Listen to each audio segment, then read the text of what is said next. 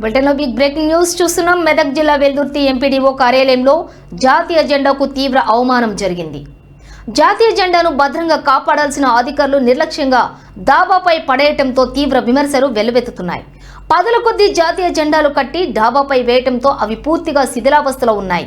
అధికారులు జాతీయ జెండాను అవమానపరచడంపై తీవ్ర విమర్శలు ఎదురవుతున్నాయి.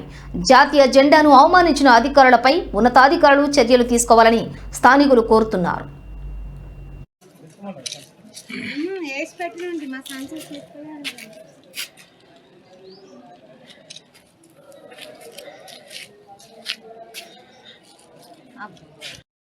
అవన్నీ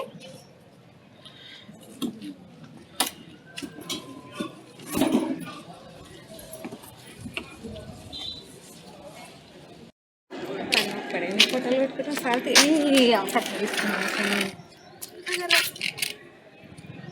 వేస్ట్ పేపర్